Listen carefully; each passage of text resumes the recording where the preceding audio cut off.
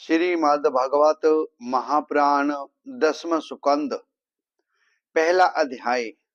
भगवान के द्वारा पृथ्वी को आश्वासन, वासुदेव देवकी का विवाह और कंस के द्वारा देवकी के 6 पुत्रों की हत्या। राजा परीक्षित ने पूछा, भगवान आपने चंद्रवंश और सूर्यवंश की कथा हमें सुनाई। भगवान के परम प्रेमी मुनिवर, आपने स्वभाव से ही धर्म प्रेमी जदुवंश का भी विषाद वर्णन किया। अब कृपा करके उसी वंश में अपने अंश श्री बलराम जी के साथ अवतरणीय हुए भगवान श्री कृष्ण के परम चरित्र भी सुनाइए। भगवान कृष्ण समस्त प्राणियों के जीवन दाता एवं सर्वात्मा हैं। उन्होंने जदवंश में अवतार लेकर जो लीलाएं की, उनका विस्तार से हम लोगों को श्रवण कराइए। कृपा करके ये बेनती प्रवान करिए। जिनकी तृष्णा की प्यास सर्वदा के लिए बुझ चुकी है, अब फिर से वो अमृत पिलाइए।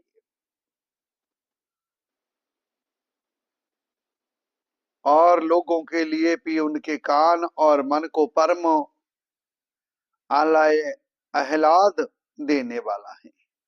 कृपा करके भगवान जी के अवतार की कथा, उनके बाल चरित्रों की कथा भी हमें प्रेम पूर्वक सुनाइए। श्री कृष्ण जी देव जी तो मेरे कुल देव हैं। जब कुरुक्षेत्र में महाभारत युद्ध हो रहा था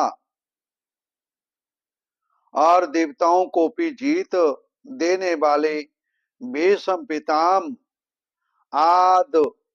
तीरथियों से मेरे द्वारा मेरे दादा पांडवों का युद्ध हो रहा था। उस समय कौरवों की सेना उनके लिए अपार समुद्र के समान थी, जिसमें भीष्म आदि वीर बड़े बड़े मच्छों को भी निगल जाने वाले तिमलिंग मच्छों की भांति भय उत्पन्न कर रहे थे। परंतु मेरे सब नाम धान्य पिताम भगवान श्री कृष्ण के चरण कमलों की नौका का आसरा लेकर उस समुद्र को अनायास ही पार कर गए।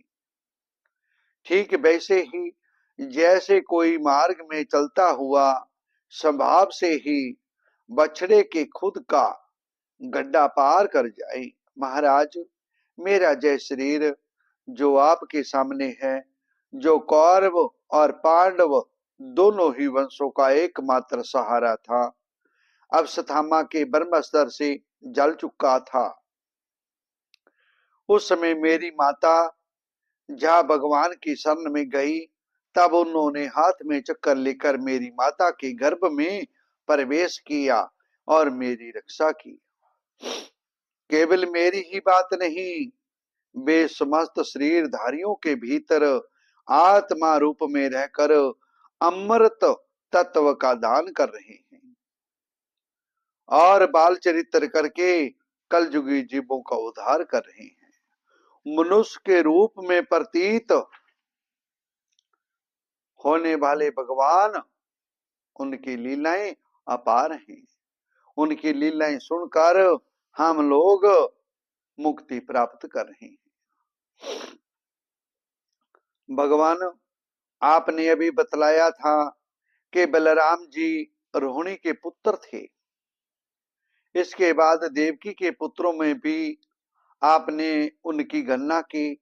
दूसरा शरीर धारण किए बिना 2 माताओं का पुत्र होना कैसे संभव है? असुरों को तो मुक्ति देने वाले और भक्तों को प्रेम करने वाले भगवान श्री कृष्ण स्नेह से भरे हुए पिता का घर छोड़कर ब्रिज में क्यों चले गए? जदवंश श्रोमणी भक्त वत्सल प्रभु ने नंद आदि गोप बंधुओं के साथ कहाँ निवास किया। ब्रह्मा और शंकर जी का भी शासन करने वाले प्रभु ने ब्रिज में तथा मथुरापुरी में रहकर कौन सी लीलाएं की। और महाराज, उन्होंने अपनी माँ के भाई मामा कंस को अपने हाथों क्यों मार डाला। मामा होने के कारण उनके द्वारा मारे जाने योग तो नहीं था। मनुष्याकार सच्चिदानंदमन बिगड़े प्रगट करके द्वारकापुरी में जदवंशियों के साथ उन्होंने कितने वर्षों तक निवास किया। मुने, मैंने श्री कृष्ण जी की जितनी लीलाएं पूछी है और जो नहीं पूछी है, वे सब आप कृपा करके विस्तार से मुझे सुनाइए। सूत जी कहते हैं, शौनक जी, भगवान के प्रेमियों में अग्रय गण एवं सर्वज्ञ श्री सुखदेव जी महाराज ने परीक्षित का ऐसा समीचीन प्रश्न सुनकर उनका अभिनंदन किया और भगवान कृष्ण की उन लीलाओं का वर्णन आरंभ किया।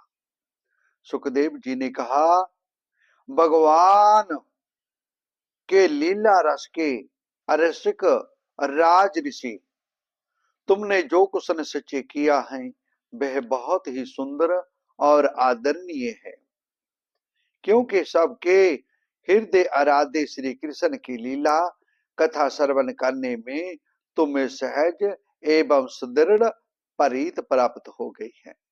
भगवान श्री कृष्ण की कथा में के संबंध में प्रश्न करने से ही वक्ता, प्रश्नकर्ता और श्रोता तीनों ही पवित्र हो जाते हैं।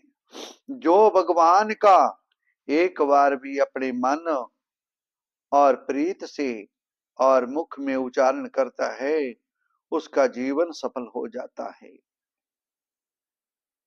क्योंकि आज कलयुग के जीव, पहले त्रेता गया, द्वापर गया, सतयुग बीत गया, अब कलयुग आ गया। कलयुग में सिर्फ अपनी मुक्ति का साधन सिर्फ श्रीमद् भागवत पुराण है। इसकी कथा वर्णन करो, सुनो और सुनाओ भी। किसी धर्म के प्रति, किसी जात के प्रति विरोध मत करो, क्योंकि हम अवगुणों से भरे हुए हैं। हम एक दूसरे में दोष निकालते हैं, हम दोषी हैं। परीक्षित, उसमें लाखों दैत्यों के दल ने घमंडी राजाओं का रूप धारण कर अपने भारी भार से पृथ्वी को आक्रांत कर रखा था। उससे त्राण पाने के लिए बहे ब्रह्मा जी की शरण में गए। पृथ्वी ने उसमें गौ का रूप धारण कर रखा था। उसके नेत्र से आंसू बहकर मुंह पर आ रहे थे। उनका मन तो निश्चिन्न था, शरीर भी बहुत कृश हो गया था, क्योंकि पृथ्वी रो रही थी कि मेरे पे भगवान चरण रखते थे तो मुझे बड़ा सुख मिलता था। अब पापी लोग मुझे स्पर्श करते हैं तो मेरा हृदय फटता है। और ब्रह्मा जी के पास जाकर माता पृथ्वी ने अपनी पूरी कथा सुनाई। ब्रह्मा जी ने बड़ी महानुभूति के साथ उसकी दुख गाथा सुनी। उसके बाद वे भगवान शंकर स्वर्ग के अन्याय प्रमुख देवता तथा गौ रूप में आई हुई पृथ्वी को अपने साथ लेकर क्षीर सागर के तट पर गए। भगवान देवताओं के भी आराध्य देव है। वे अपने भक्तों की समस्त अभिलाषाएं पूर्ण करते हैं, सब क्लेशों को नष्ट कर देते हैं। वे ही जगत के एकमात्र स्वामी है। क्षीर सागर के तट पर पहुंचकर ब्रह्मा आदि देवताओं ने पुरुष सूतक के द्वारा उन्हीं परम पुरुष सर्व अंतर्यामी प्रभु की स्तुति की। स्तुति करते करते हुए ब्रह्मा जी समाधिस्थ हो गए। उन्होंने समाधि अवस्था में आकाशवाणी सुनी। इसके बाद जगत के निर्माण करता ब्रह्मा जी ने देवताओं से कहा, देवताओं, मैंने भगवान की वाणी सुनी है, तुम लोग उसे मेरे द्वारा अभी सुन लो, फिर वैसा ही करो। उसके पालन से विलंब नहीं होना चाहिए। भगवान को पृथ्वी के कष्ट का पहले से ही पता है। वे ईश्वर है। अपनी काल शक्ति के द्वारा पृथ्वी का भार हरण करते हुए वे जब तक पृथ्वी पर लीला करें, तब तक तुम लोग भी अपने अपने अंशों के साथ जद्दु कुल में जन्म लेकर उनकी लीलाओं में सहयोग दो। सब देवताओं को ये बेनती सुनकर आनंद हो गया। वासुदेव जी के घर सभ्यों पुरुषोत्तम भगवान प्रकट होंगे। उसकी और उनकी प्रीतमा श्री राधा की सेवा के लिए देवा गंगनाई जन्म ग्रहण करे। सभ्यों प्रकाश भगवान शेष भी, जो भगवान की कला होने के कारण अनंत हैं और जिनके सहस्र मुख हैं, भगवान के प्रिय कार्य करने के लिए उनसे पहले ही उनके बड़े भाई के रूप में अवतार ग्रहण करेंगे। भगवान की वह ऐश्वर्यशालिनी योग माया भी, जिसने सारे जगत को मोहित कर रखा है, उनकी आज्ञा से उनकी लीला के कार्य संपन्न करने के लिए अंश रूप से अवतार ग्रहण करेंगे। सुखदेव जी कहते हैं, परीक्षित, प्रजापतियों के स्वामी भगवान ब्रह्मा जी ने देवताओं को इस प्रकार आज्ञा दी। पृथ्वी को समझा बुझाकर ढाल बंधाया। इसके बाद वे अपने धाम को चले गए।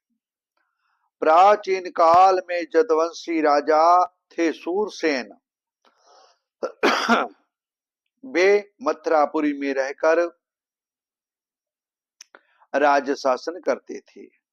उसी समय से मथुरा ही समस्त जदवंशी नरपतियों की राजधानी हो गई थी। भगवान श्री हरि सर्वदा वहां विराजमान रहते हैं।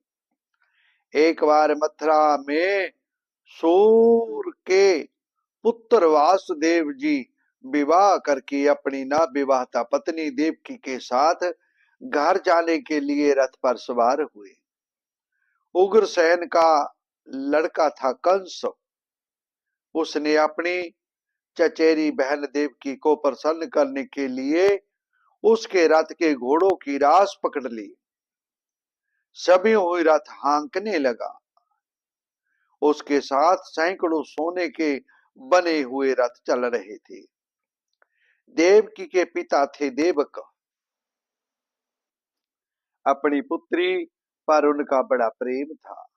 कन्या को विदा करने के समय उन्होंने उसे सोने के हारों से 400 हाथी, 15,000 घोड़े दहेज में दिए। विदाई समय वार वधु के मंगल के लिए एक ही साथ शंख तुरही बजाकर उन्हें विदा दी। मार्ग में जिस समय घोड़ों की रास पकड़कर कंस रथ हाँक रहा था, उस समय आकाशवाणी हुई, अरे मूर्ख, जिसको तू रथ में बिठाकर लिए जा रहा है, उसी के 8वें गर्भ की संतान तुझे मार डालेगी। कंस बड़ा पापी था। उसकी दुष्टता की सीमा नहीं थी। वो जो वंश का कलंक ही था। आकाशवाणी सुनते ही उसने तलवार खींच ली और अपनी बहन की चोटी पकड़कर उसे मारने के लिए तैयार हो गया। बालों से पकड़ लिया। वह अत्यंत क्रूर तो था ही, पाप कर्म करते करते निर्जल भी हो गया था। उसका यह काम देखकर महात्मा वासुदेव जी उसको शांत करते हुए बोले, राजकुमार, आप भोजवंश के होनहार वंशाधर, अपने कुल की कीर्ति बढ़ाने वाले हैं। बड़े बड़े सुरवीर आपके सामने कामते हैं, आपकी सराहना करते हैं। वीरवार जो जन्म लेते हैं उनके शरीर के साथ ही मृत्यु भी उत्पन्न होती है। दुख और सुख दोनों का जोड़ा बना रखा है, स्त्री पुरुष का जोड़ा बना रखा है। वो तो भगवान ही जानते हैं क्या होना है। जो प्राणी है उसकी मृत्यु अवश्य होगी। जब शरीर का अंत हो जाता है तब जीव अपने कर्म के अनुसार दूसरे शरीर को ग्रहण करके अपने पहले शरीर को छोड़ देता है। जैसे चलते समय मनुष्य एक पैर जमाकर ही दूसरा पैर उठाता है, तब पहले के पकड़े हुए तिनके को भी छोड़ती है। जैसे कोई पुरुष जागृत अवस्था में ईश्वर को देखकर, इंद्रादि के स्वरे को सुनकर उसकी अभिलाषा करने लगता है, उसका चिंतन करते करते उन्हीं ही बातों में घुल मिलकर एक हो जाता है। आप कृपा करो, इसे छोड़ दो। वह आपकी बहन है।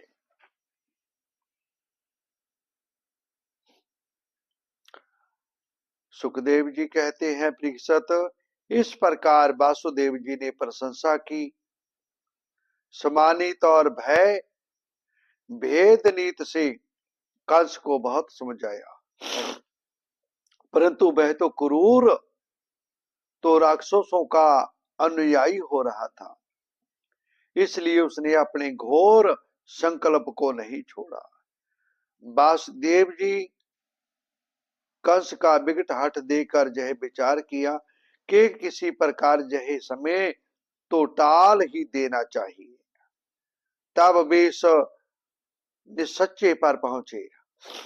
बुद्धिमान पुरुष को जहां तक उसकी बुद्धि बाल साथ दे मृत्यु को टालने का प्रयत्न करना चाहिए। मृत्यु तब टलती है जब मनुष्य अपने गुस्से को शांत कर लेता है और निम्रता के साथ चलता है। एक मनुष्य उसको गाली दे रहा है, उसे अनसुनी करके आगे निकल जाए तो वह बहुत महान पुरुष होता है। प्रयत्न करने पर भी वह ना टल सके तो फिर कोई दोष नहीं है। इसलिए मृत्यु रूप कंस को अपने पुत्र दे देने की प्रतिज्ञा करके मैं इस दीन देवकी को बचा सकता हूं। और वासुदेव ने कंस से कहा, जो इसके गर्भ होगा मैं आपको लाके दूंगा। मेरे लड़के होंगे और जब तक जय कंस समयो नहीं मर जाएगा तब क्या होगा। संभव है उल्टा ही हो, मेरा लड़का ही इसे मार डाले। विधाता के विधान का पार पाना बहुत कठिन है। मृत्यु सामने आकर भी टल जाती है।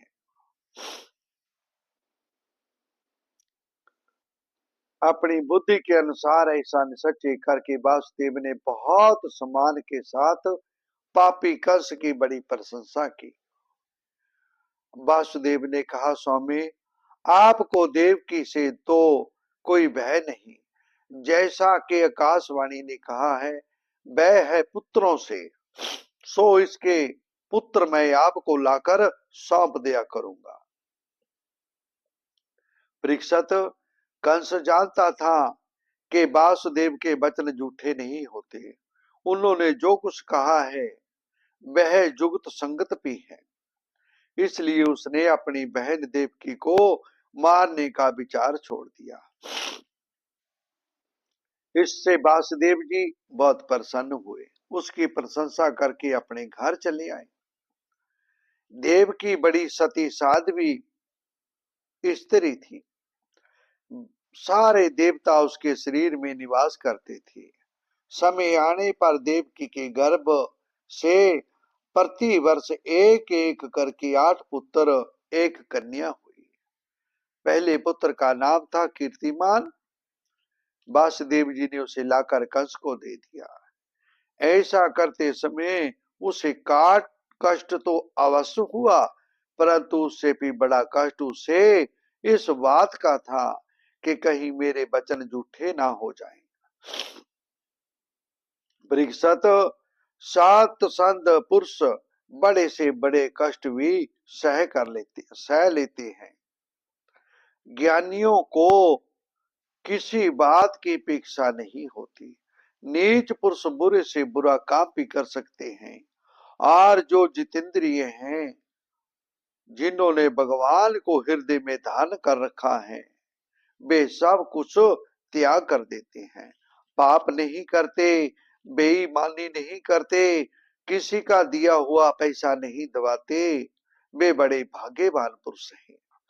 जब कंस ने देखा कि वासुदेव जी का अपने पुत्र के जीवन और मृत्यु के समान भाव है, वे सत्यपूर्ण निष्ठावान ही भी हैं। जब वह बहुत प्रसन्न हुआ, उसने हंसकर बोला, वासुदेव, आप इस नन्हे से सुकुमार बालक को ले जाइए, इससे मुझे कोई भय नहीं है। क्योंकि आकाशवाणी ने तो ऐसा कहा था कि देवकी की 8वें गर्भ से उत्पन्न संतान द्वारा मेरी मृत्यु होगी। वासुदेव जी ने कहा, ठीक है। उस बालक को लेकर वे लौट आए, परंतु उसे मालूम था कि कंस बड़ा दुष्ट है, उसका मान उसके हाथ में नहीं है, वह किसी क्षण बदल सकता है।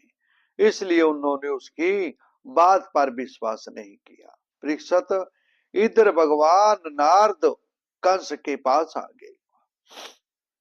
उससे बोले, कंस, ब्रिज में रहने वाले नंद आदि गोप, उनकी स्त्रियां वासुदेव और ब्रिजवंशी यादव देव की जदवंशी स्त्रियां वासुदेव दोनों के सताशयाति बंधु बांधव सके संबंधी सब के सब देवता हैं। जो इस समय तुम्हारी सेवा कर रहे हैं, वे भी देवता ही हैं। उन्होंने वह भी बतलाया कि दैत्यों के कारण पृथ्वी का भार बढ़ गया है, इसलिए देवताओं की ओर से अब उनके वध की तैयारी की जा रही है। नारद ने कहा, कंस, आपके राज में सब दुष्टों को मारकर सब देवता ब्रिज में अवतार ले चुके हैं, सब आ चुके हैं, राक्षसों का नाश करेंगे। जब देव ऋषि नारद इतना कहकर चले गए, तब कंस को निश्चय हो गया कि जदवंशी देवता हैं। देवकी के गर्भ से विष्णु भगवान ही मुझे मारने के लिए पैदा होने वाले हैं। इसलिए उसने देवकी और वासुदेव को हथकड़ी बेड़ी से जकड़कर कैद में डाल दिया। उन दोनों से जो जो पुत्र होते गए वही मारता गया। उसे हर बार शंका बनी रहती, कहीं विष्णु ही उस बालक के रूप में ना आ जाए। परीक्षित, पृथ्वी में यह बात देखी जाती है कि अपने प्राणों का पोषण करने वाले लोभी राजा अपने स्वार्थ के लिए माता पिता भाई बंधु अत्यंत हितैषी मित्रों की भी हत्या कर देते हैं। क्योंकि जो पैसे के लालची हैं, धन के लालची हैं, वो अपने भाई और माता पिता को भी घर से निकाल देते हैं। अंत उनका बहुत बुरा होता है। उनकी मृत्यु चारपाई पे लेटे लेटे साल 6 महीने के बाद होती है। बहुत बड़ा दुख पाते हैं। कंस जानता था मैं पहले काल नेमियश्वर था, विष्णु ने मुझे मार डाला था। कंस बड़ा बलवान था। उसने जदुभोज अंधक वंश के अन्यायिक अपने पिता उग्रसेन को भी कैद कर लिया था। परीक्षित, कंस एक तो बड़ा बली था, दूसरे जरासंध की उसे बहुत सहायता प्राप्त थी। वे लोग भयभीत होकर उससे छुप जाया करते थे।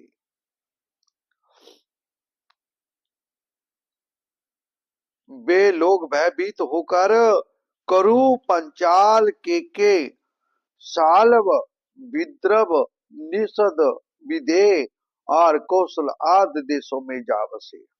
कुछ लोग ऊपर ऊपर से उसके मन के अनुसार काम करते हुए उसकी सेवा में लगे। जब कंस ने एक एक करके देवकी के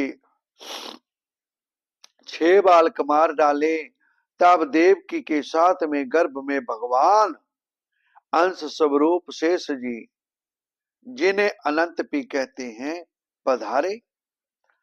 अनंत स्वरूप शेष जी के गर्भ में आने के कारण देवकी को स्वाभाविक ही हर्ष हुआ, परंतु कंस शायद इसे भी मार डाले। इसे भय से वो शोक बढ़ गया।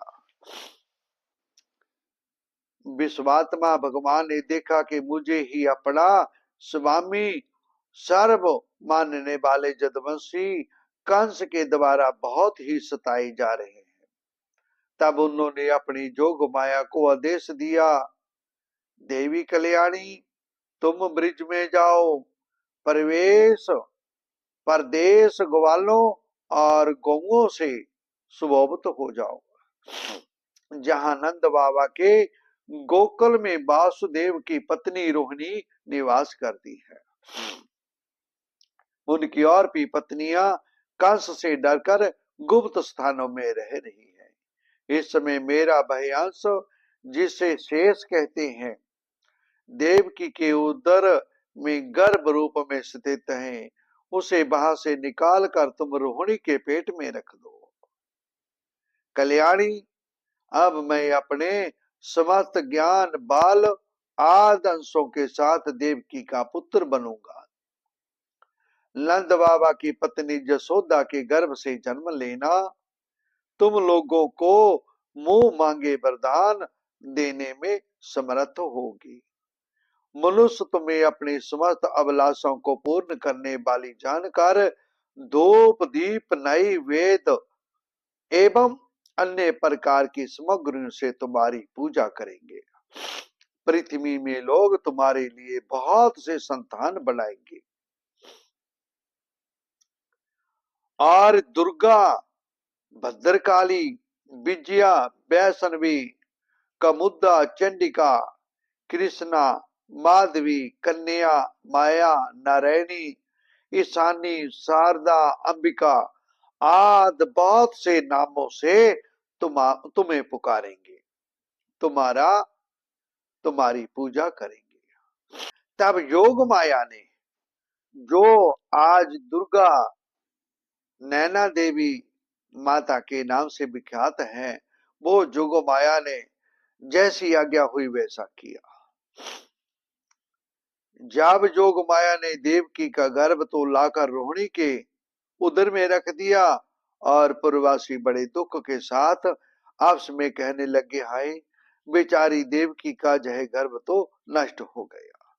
भगवान भक्तों को अवैध करने वाले हैं, वे सर्वत्र सब रूपहीन, उन्हें कहीं आना जाना नहीं है, इसलिए वे वासुदेव जी के मन में अपनी समस्त कलाओं के साथ प्रकट हो गए। उसमें विद्यमान रहने पर अपने को अव्यक्त से व्यक्त कर दिया। भगवान की ज्योति को धारण करने के कारण वासुदेव जी सूर्य के समान तेजस्वी हो गए। उन्हें देखकर लोगों की आंखें देखती रह गई। कोई भी अपने बाल बाणी प्रभाव से उन्हें दबा नहीं सकता। भगवान की उस ज्योतिर्मय अंश को जगत का पर मंगल करने वाला है। आत्मा स्वरूप भगवान को धारण किया। भगवान सारे जगत के निवास स्थान है। देव की उनकी निवास स्थान बन गई। परंतु बड़े आदि के भीतर बंद किए हुए दीपक का और अपनी विद्या दूसरों को ना देने वाले ज्ञान खल की श्रेष्ठ विद्या का प्रकाश चारों ओर ही फैलता। वैसे ही कंस के कारागार में बंद देव की भी विराजमान थी। देवकी के गर्भ से भगवान विराजमान हो गए थे। उसके मुख पर पवित्र मुस्कान थी। अब इस विषय में शीघ्र से शीघ्र मुझे क्या करना चाहिए? देवकी को मारना तो ठीक ना होगा, क्योंकि वीर पुरुष सर्वासथ वश अपने पराक्रम को कलंकित नहीं करते। कल सोच रहा था कि 8वां गर्भ है, देवकी क्यों मारूंगा तो कलंक लगेगा, मेरा सब कुछ नष्ट हो जाएगा। भाई मनुष्य तो जीवित रहने पर भी मरा हुआ है। जो अत्यंत क्रूरता का व्यवहार करता है, उसकी मृत्यु के बाद लोग उसे गाली देते हैं, बुराई करते हैं। इतना ही नहीं कि देहाभिमानियों के योग घोर नरक में अवश्य जाता है। कंस देवकी को मार सकता था, किंतु सभी हुई वह इस अत्यंत क्रूरता के विचार से वह निवृत्त हो गया। परीक्षित, कंस दिन रात खाते पीते सोते जागते उसका ध्यान रखता। भगवान शंकर और ब्रह्मा जी कंस के कैद खाने में आए और गर्भ स्तुति की और बड़ी विनती की, है भगवान आप कृपा बनाओ, आपका ही सहारा है। सब देवी देवते ब्रिज में आकर जन्म ले चुके हैं। हे भगवान, हम आपके हितैषी हैं, हमारे पे कृपा करो, देवताओं का दुख दूर करो। प्रभु, वे बड़े बड़े विघ्न डालने वालों की सेना के सरदारों के सिर पर पैर रखकर निर्भय विचरते हैं। कोई भी विघ्न उनके मार्ग में रुकावट नहीं डाल सकते। आप संसार की स्थिति के लिए समस्त देहधारियों को परम कल्याण करने वाला विशुद्ध सत्यमयी सच्चिदानंद परम दिव्य मंगल विग्रह प्रकट करती है। प्रभु, आप सबके विदाता हैं, हम आपकी शरणाए हैं, आपको नमस्कार करते हैं। भगवान, मान और वेद वाणी के द्वारा केवल आपके स्वरूप का अनुमान मात्र होता है। ब्रह्मा और शंकर जी इस प्रकार स्तुति कर रहे हैं। परीक्षित, ब्रह्मादि देवताओं ने इस प्रकार भगवान की स्तुति की। उनका रूप जय है, इस प्रकार निश्चित रूप से तो कहा नहीं जा सकता। सब अपनी अपनी मति के अनुसार उसका निरूपण करते हैं। इसके बाद ब्रह्मा और शंकर जी को आगे करके देवगण स्वर्ग में चले गए। परीक्षित, आप समस्त शुभ गुणों से युक्त बहुत सुहावना समय आया। रोणी नक्षत्र था। आकाश में सभी नक्षत्र ग्रह तारे शांत सोम हो रहे थे। दिशाएं स्वच्छ प्रसन्न थी। निर्मल आकाश में तारे जगमगा रहे थे। पृथ्वी के बड़े बड़े नगर, छोटे छोटे गांव, हीरो बस्तियां और हीरे आदि की खाने मंगलमयी हो रही थी। अग्नियां, बुझने वाली अग्नियां जो कंस के अत्याचार से बुझ गई थी, वे इस समय अपने आप जल उठी। संत पुरुष पहले ही चाहते थे कि असुरों की बढ़ती ना होने पाए। अब उनका मानस ऐसा प्रसन्नता से भर गया था। और ऋषि मुनि भगवान के आने की, अवतार लेने की स्तुति कर रहे थे और भगवान की राह देख रहे थे और भगवान से विनती कर रहे थे कि भगवान आप अवतार लो, इस दुष्ट राक्षसों को मार डालो। परीक्षित, भगवान श्री कृष्ण अपनी अंक काती के सुत्ती का ग्रह को जगमगा कर रहे थे। जब वासुदेव जी को जय निश्चय हो गया कि जी तो परम पुरुष परमात्मा ही हैं, तब भगवान का प्रभाव जान लेने से उनका सारा भय जाता रहा। वासुदेव ने कहा, मैं समझ गया कि आप प्रकृति से अतीत साक्षात पुरुषोत्तम भगवान हैं। आपका स्वरूप है केवल अनुभव, केवल अनंत। आप समस्त बुद्धियों के एकमात्र साक्षी हैं। आप ही सर्ग के आदि में अपनी प्रकृति से निरूपण जगत की उत्पत्ति करती हैं, सृष्टि का पालन करते हैं। जैसे जब तक आदि कर्ण पृथक पृथक रहते हैं, तब तक उनकी शक्ति पृथक पृथक होती है।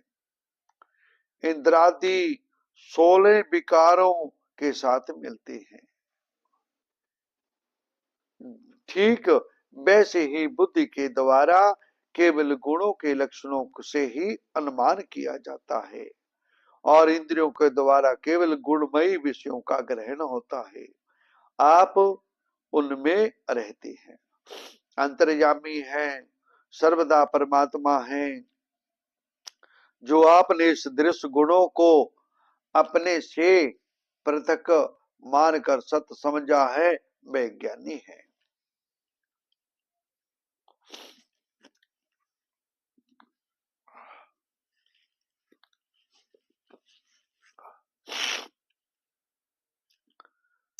सुखदेव जी कहते हैं, परीक्षित, इधर देवकी ने देखा कि मेरे पुत्र तो पुरुषोत्तम भगवान सभी लक्षण मौजूद हैं।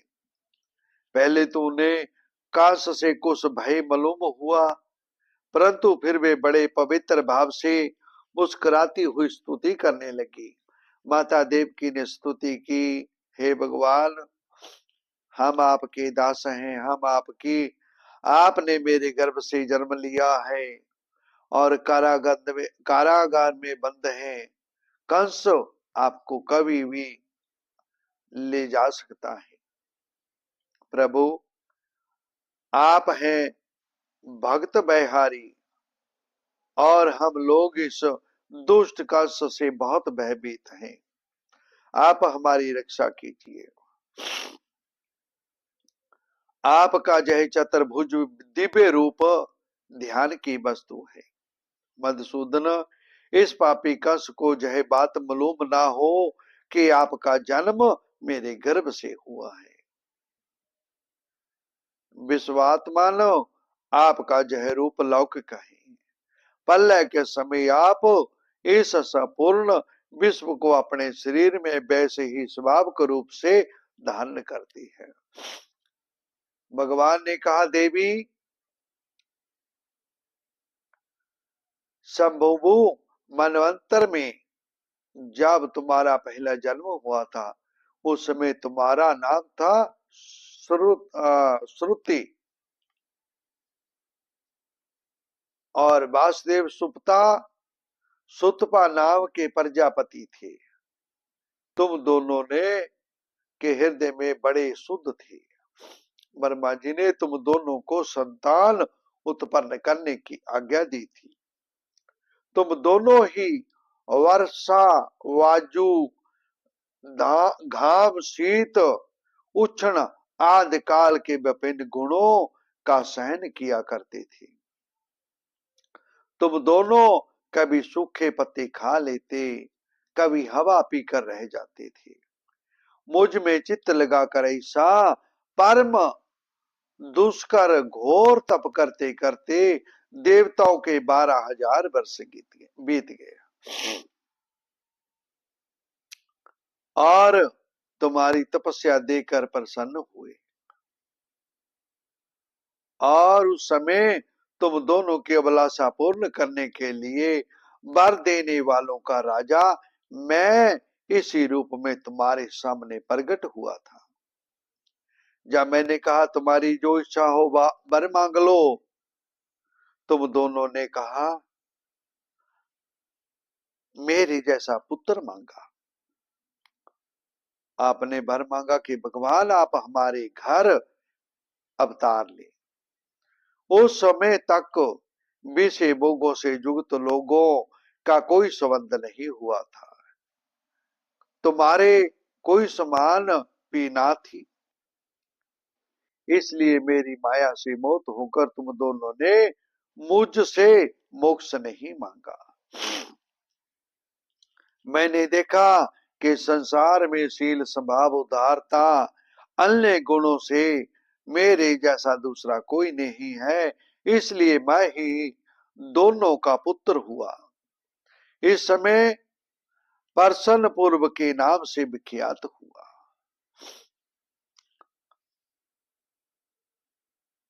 शरीर छोटा होने के कारण तुम लोग मुझे बावन भी कहते थे।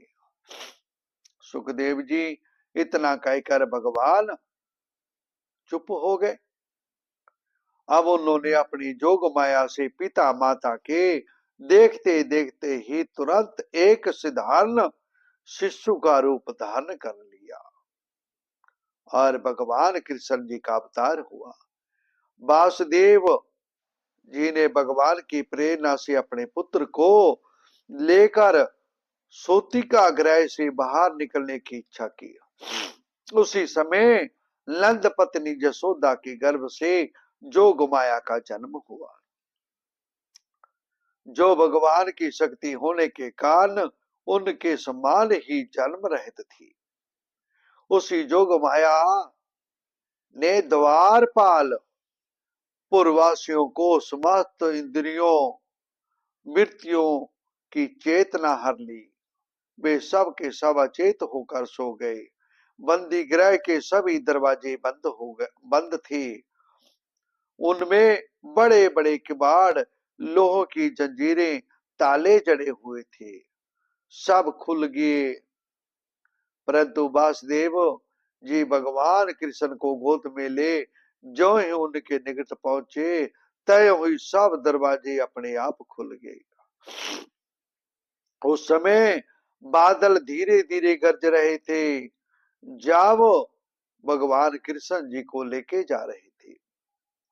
वासुदेव ने देखा कि बारिश होने की संभावना है, इसलिए शेष जी अपने फनों से जल को रोकते हुए भगवान के पीछे पीछे चलने लगे। उन दिनों बार बार वर्षा होती रहती थी, इससे जमुना जी बहुत बढ़ गई थी। उसका प्रवाह गहरा और तेज हो गया था। सैकड़ों भयानक भयवर पड़ रहे थे।